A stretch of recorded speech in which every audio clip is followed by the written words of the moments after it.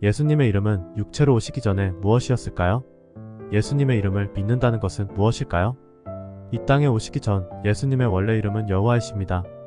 아들 하나님은 아버지와 이름을 공유하십니다. 그분은 아버지와 하나이시기 때문입니다. 예수는 육체로 오셨을 때 불려진 이름입니다. 여호와는 스스로 계신 분, 즉 I am이십니다. 또 히브리어로는 요드, 해, 바브, 해, 야훼라고 합니다. 각각의 뜻을 풀면 손을 보라, 못을 보라 입니다. 여호와의 이름 안에 십자가가 보이시나요? 예수님께서는 창조부터 인간의 모든 역사와 함께 하시고 이 땅에 내려오셔서 십자가에서 우리를 구원하신 창조주 여호와이십니다. 사도 요한은 예수님께서 창조주이심을 증거하고 있습니다. 요한복음 1장 1절에서 3절 태초에 말씀이 계셨고 그 말씀이 하나님과 함께 계셨으니 그 말씀은 하나님이셨느니라. 그 말씀이 태초에 하나님과 함께 계셨느니라. 만물은 그에 의하여 지은 바 되었으며 이미 지음받은 것 가운데 그가 없이 지어진 것은 아무것도 없더라. 구약에서 아브라함, 이삭, 야곱, 모세에게 나타나셔서 말씀하신 여호와가 바로 예수님이십니다. 시편에서 양들을 푸른 풀밭, 쉴만한 물가로 인도하시는 여호와가 우리의 목자이신 예수 그리스도이십니다. 이렇게 하나님 아버지께서는 우리가 말씀에서 오직 예수님께만 초점을 맞추기 원하십니다. 예수님을 만나야 아버지를 만날 수 있습니다. 요한복음 14장 9절 나를 본 자는 아버지를 보았느니라. 그런데 어찌하여 아버지를 보여주소서라고 말하느냐? 또한 예수님은 바리새인들에게 여호와 즉 스스로 있는 분이심을 드러내셨습니다. 요한복음 8장 58절 예수께서 그들에게 말씀하시기를 진실로 진실로 내가 너희에게 말하노니 아브라함이 나기 전부터 나는 있느니라고 하시니라. 이로 인해 결국 예수님은 신성모독죄로 사형을 받으셨습니다. 십자가에 걸린 죄의 명패에는 나사렛 예수 유대인의 왕이라고 적혀 있었습니다. 이 속에는 예수님의 정체성이 나타나 있습니다. 예슈아 하 나자레이 우 멜렉 하 예우딤 앞 글자만 따서 모으면 여호와가 되기 때문입니다. 예수님께서는 부활하신 후 제자인 도마에게 못자국을 보여주셨습니다. 도마는 예수님의 손의 못자국을 확인한 후에야 비로소 예수님께서 여호와이심을 깨달았습니다. 요한복음 20장 27절 도마에게 말씀하시기를 내 손가락을 이리 내밀어 나의 손을 보고 너의 손을 넣어 내 옆구리에 넣어보라. 그리하여 믿음 없는 자가 되지 말고 믿는 자가 되라고 하시니 도마가 대답하여 주께 말씀드리기를 나의 주 나의 하나님이여라고 하니 예수님께서는 40일간 제자들에게 구약서를 가르치시며 친히 여호와이심을 증거하셨습니다. 누가복음 24장 44절 또 그들에게 말씀하시기를 이런 것이 내가 너희와 함께 있을 때 말했던 바 모세의 율법과 선지서들과 시편에 나에 관하여 기록된 모든 것이 이루어져야 한다던 그 말이니라 하시고 그때 그들의 지각을 열어 성경을 깨닫게 하시니라. 구약은 토라인 모세오경과 선지서와 시편으로 되어 있습니다. 구약의 주제는 여호와의 구원과 회복 그리고 사탄의 멸망입니다.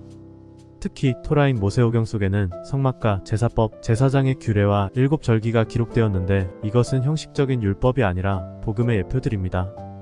7절기에는 유월절, 무교절, 초실절, 오순절, 나팔절, 속죄절, 초막절이 있습니다. 절기는 히브리어로 모에드라고 하는데 이것은 하나님과의 약속 시간을 의미합니다. 그 약속대로 하나님께서 초막절에 태어나시고 유월절에 십자가에서 어린 양으로 돌아가셨습니다. 무교절에 무덤에 머무르시고 초실절에 부활하셔서 죽은 자들 가운데 부활하신 첫 열매가 되셨습니다. 오순절에 성령을 보내주셨습니다. 이제 나팔절, 속죄절이 남았습니다. 하나님께서는 과연 어떻게 이 절기를 성취하시게 될까요? 절기와 맞물려지는 구원의 사이클이 보이시나요? 그런데 교회는 토라와 7절기가 복음인지 까맣게 모르고 있습니다. 그저 유대인의 율법이라고만 믿고 있습니다. 신약 속의 예수님만 인정한 채 오순절만 가져와서 성령 강림 주일로 지키고 있습니다. 그런데 이 절기를 무시한 채 예수님의 약속인 재림과 심판을 어떻게 대비할 수 있나요? 토라와 절기는 유대인의 것이 아닌 예수님의 것이고 하나님의 자녀들의 것입니다. 율법과 절기는 몸으로 지켜내는 것이 아닌 예수님을 발견하게 만드는 복음입니다. 또한 교회에서 오해하는 것들이 있습니다. 구약은 하나님 아버지의 사역으로 신약은 아들 예수님과 성령의 사역으로 서로 분리해서 해석하고 있습니다. 이것은 예수님께서 구약의 주인공이신 것, 즉 여호와이심을 모르기 때문입니다. 성경은 창세기부터 요한계시록까지 오직 예수님 하나로만 연결되어 있습니다. 신약은 사도들이 구약을 예수님의 복음으로 재해석하여 기록한 것입니다. 신약에서 사도들은 예수님께서 여호와이심을 증언하고 있습니다. 예수님께서 그들의 눈을 열어주셨기 때문입니다. 교회가 오해하는 것이 또 하나 있습니다. 일부 성경학자들이 그 거룩하신 이름을 사람의 입으로 부르는 것을 불경스럽게 여겨 여호와라는 이름 대신 아도나이로 바꾸었습니다. 이것은 사람이 보기에는 겸손해 보이는 듯하나 하나님의 신성과 영광이 나타나지 않도록 막은 것입니다. 높으신 여호와의 이름이 아도나이로 낮아진 것입니다. 성경에는 대부분 여호와 대신 주로 대체되었습니다. 그래서 예수께서 여호와이심을 기독교인 대다수가 모르고 있습니다. 예수님의 진짜 이름이 감추어져 있습니다. 이것은 매우 안타까운 현실입니다. 하나님께서는 그의 자녀들이 여호와의 이름을 부르길 원하십니다. 여호와의 이름을 높이고 찬양하고 여호와의 이름으로 영광 돌리길 원하십니다. 우리는 여호와를 찬양하기 위해 지음받은 그분의 백성입니다. 이사야 42장 12절. 이 백성은 내가 나를 위하여 조성하였나니 그들이 나의 찬양을 나타내 보이리라. 사무엘하 22장 50절. 내가 이방 가운데서 주께 감사드리며 또 내가 주의 이름을 찬송하리이다. 시편 7장 17절. 내가 주의 의에 따라 주를 찬양하며 지극히 높으신 주 여호와의 이름을 찬송하리로다. 2000년 전 예수님께서는 하늘의 영광을 뒤로하시고 이 땅에 육체로 태어나셨습니다. 이후 예수님께서는 겸손하게 자신을 낮추시어 아버지의 이름으로 사셨습니다. 무엇을 하시든지 아버지의 이름으로, 모든 영광도 아버지의 이름으로 돌리셨습니다.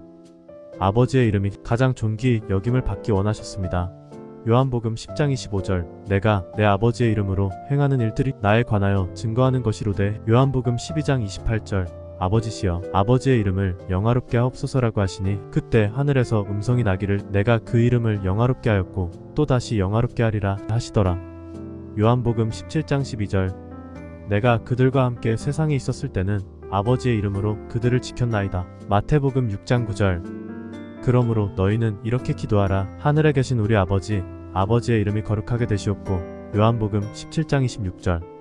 또한 그들에게 아버지의 이름을 밝히 알게 하였으며 또 밝히 알게 하리니 이는 아버지께서 나를 사랑하신 그 사랑이 그들 안에 있게 하고 또 내가 그들 안에 있게 하려 함이니이다고 하시더라. 예수님께서는 부활하신 후 여호와의 영광을 다시 회복하셨습니다. 이후 아버지 하나님께서는 예수님을 영광의 주 여호와로 높여주셨습니다. 누구든지 예수님의 이름을 높이고 예수님을 여호와로 믿는 자, 예수님을 장차 이 세상을 심판하러 오시는 만군의 여호와로 믿는 자들에게 하나님 자녀가 되게 하셨습니다. 예수님은 이 땅에서 아버지의 이름을 높이셨고 아버지께서는 예수님의 이름을 높여주셨습니다. 빌립보서 2장 8절. 그리하여 사람과 같은 모양으로 나타나셔서 자신을 낮추시고 죽음에까지 순종하셨으니 십자가의 죽음까지라. 이로 인하여 하나님께서는 그를 지극히 높이시고 모든 이름 위에 있는 한 이름을 그에게 주사 하늘에 있는 것이나 땅 위에 있는 것이나 땅 아래에 있는 것이나 모든 무릎을 예수의 이름에 꿇게 하시고 모든 혀가 예수 그리스도를 주라 시인하여 하나님 아버지께 영광을 돌리게 하셨느니라. 예수님의 본명은 여호와이십니다. 우리는 여호와 이름 안에서 십자가를 발견했습니다. 예수님께서는 2000년 동안 이름을 잃어버리셨습니다. 신약에도 예수님의 본명이 철저히 감춰져 있었습니다. 이제는 잃어버린 예수님의 이름을 다시 되찾아 드려야 합니다. 믿음은 예수님의 이름이 여호와심을 믿는 것입니다. 영접은 예수님을 여호와로 인정하고 받아들이는 것입니다. 시인은 예수님을 여호와시라고 입술로 고백하는 것입니다. 그러나 이 믿음의 고백은 결코 쉽게 할 수 없습니다. 이 고백으로 주의 제자들과 사도들, 많은 성도들이 모든 것을 잃고 쫓겨나고 박해를 받고 처형을 당했습니다. 이들의 믿음과 현재 기독교인의 믿음이 같다고 생각하시나요? 대부분의 기독교인은 예수님의 이름을 믿고 구원을 얻는다고 생각합니다. 그리고 많은 사람들이 영접 기도를 하고 교회에 첫 발을 들여놓습니다. 당신이 예수를 주로 영접하고 입술로 고백한 그 믿음은 무엇을 의미하는지 고민해야 합니다. 예수님을 당신의 치료자, 목자, 구세주, 삶의 주인 등으로 믿는 것도 훌륭합니다. 그러나 먼저 예수님께서 여호와이심을 믿어야 합니다. 그것이 하나님께서 원하시는 믿음의 본질입니다. 요한복음 1장 12절.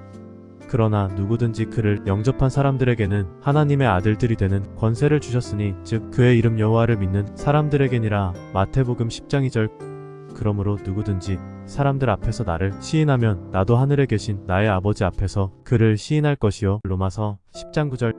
내가 내 입으로 주 예수를 시인하고 또 하나님께서 그를 죽은 자들로부터 살리신 것을 내 마음에 믿으면 구원을 받으리라. 요한일서 2장 23절. 누구든지 아들을 부인하는 자에게는 아버지가 없으나 아들을 시인하는 자에게는 아버지가 있느니라. 여호와의 이름 속엔 영광과 거룩함이 담겨 있습니다. 아버지의 영광과 예수님의 영광입니다. 저는 교회마다 여호와의 영광이 다시 회복되기를 기도합니다.